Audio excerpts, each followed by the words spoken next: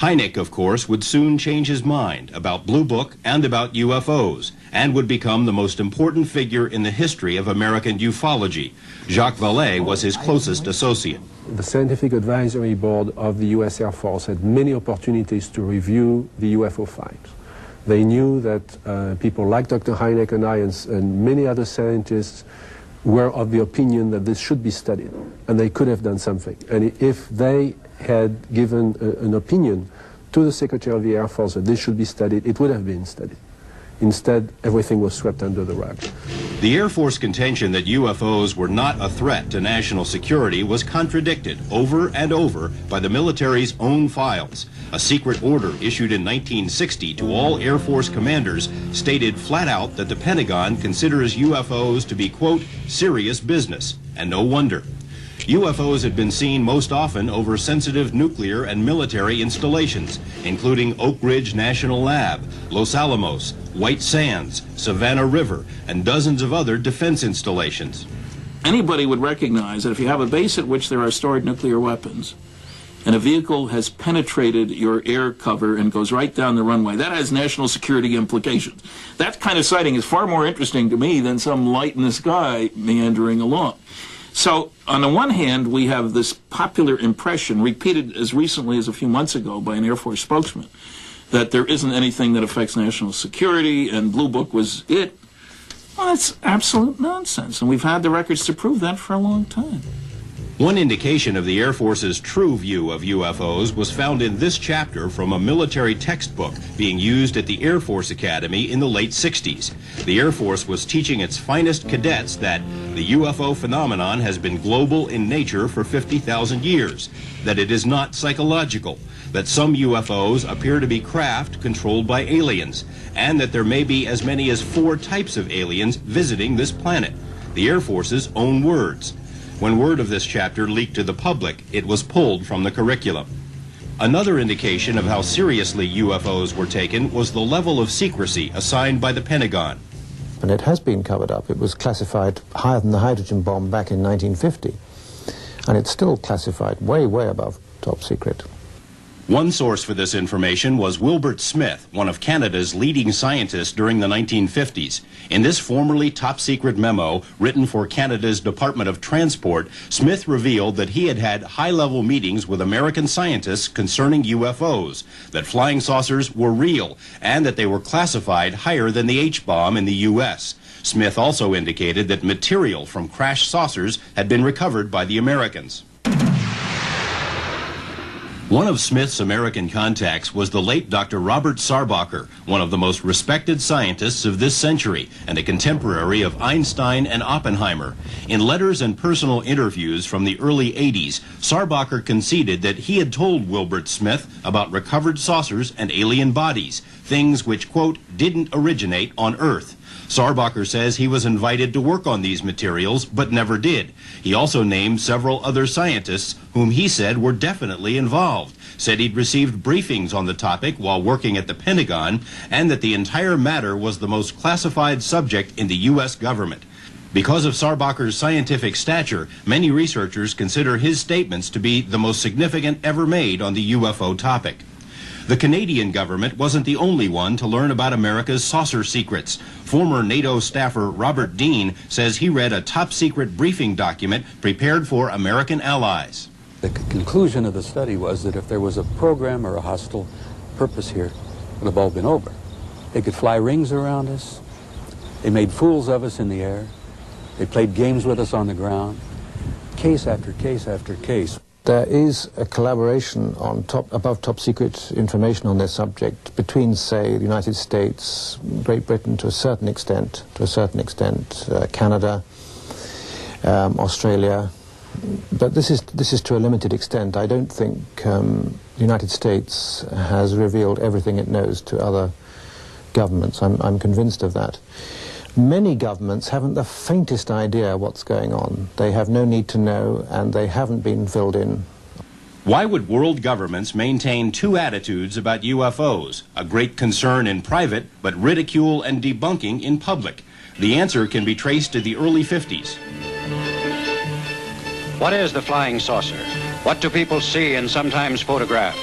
What's behind the daily reports of aerial phenomena in the nation's press? I think it was from outer space, but friendly.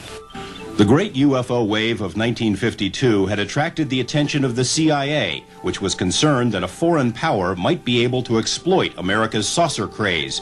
So a panel of scientists was convened to consider UFOs, the so-called Robertson panel.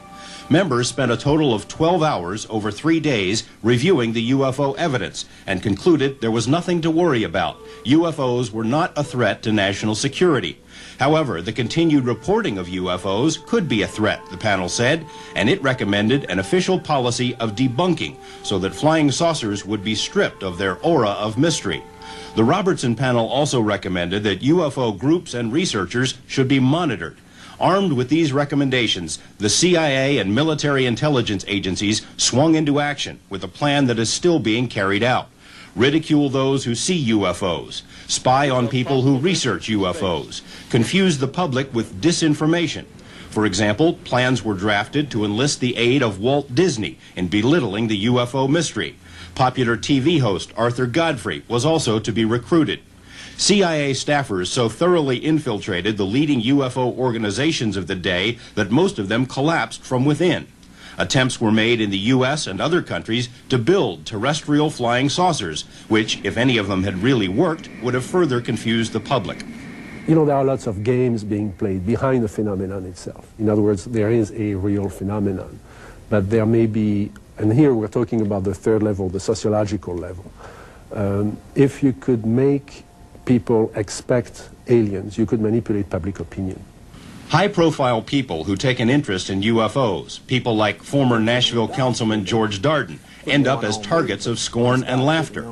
Others, like Linda Howe and Bill Moore, find themselves the targets of government surveillance. The FBI, for instance, has been unwilling to let Moore see the dossier it's compiled on his UFO activities, and some have been warned. I have been warned by some people that they're paying close attention to you, Stan, and I try to be careful what I do and what I say. And a lot of people have spilled the beans, but they have been either popularly discredited, so the story doesn't travel. Some have been incarcerated in one way or another, some in mental institutions. Nobody else believes that this is going on. They can tell their neighbors, and the neighbors laugh at them, but it is going on, and it works, and there's only a few that jump the fence, and those few are discredited, and the word doesn't travel too far. Concerning UFOs, Clifford Stone had a spotless military record until the summer of 1986, when his Army commanders found out he was writing a book about UFOs. From that point on, Stone says, his life became a living nightmare. if you have an interest in UFOs and you're writing Freedom of Information Act request and writing various senators, then there has to be something wrong with you. So they set me up for a mental health evaluation. Upon my return from seeing the legal advisor, they had already moved everything out of my office. I had been relieved of duty. They set up an office for me down in the basement. I was not to have any contact with any of the other cadre. As a matter of fact, the other cadre were scared that if they were seen talking to me, that they would be in trouble. They were talking court-martial. Stone says he developed several high-level military sources who convinced him the cover-up is real. My executive officer, who started all this, called me in. He told me, he says, what difference does it make to you if we have 50 captured saucers? My response to him was, and I remember this to this day, sir, you have the luxury of not knowing the truth. Unfortunately, I do not share that same luxury. People with far more clout than Cliff Stone have also been thwarted in their efforts to find out what the military knows about UFOs. During his campaign for president, Jimmy Carter vowed to open all UFO files if he were elected. News articles hinted that Carter was preparing to make an unsettling announcement about UFOs, but it never happened, and to this day, he declines to say why. Senator Barry Goldwater, a former Air Force general who also served as chairman of the Senate Intelligence Committee, would presumably have the power and the clearance to see anything in the military's arsenal. But when Goldwater asked to see the so-called Blue Room, where UFO material is supposedly stored, during a visit to Wright-Patterson Air Base in Ohio, he was told by General Curtis LeMay that it was none of his business and he should never ask again. Former Nevada Senator Howard Cannon is one of Goldwater's closest friends and says he and Goldwater discussed UFOs and the Blue Room several times.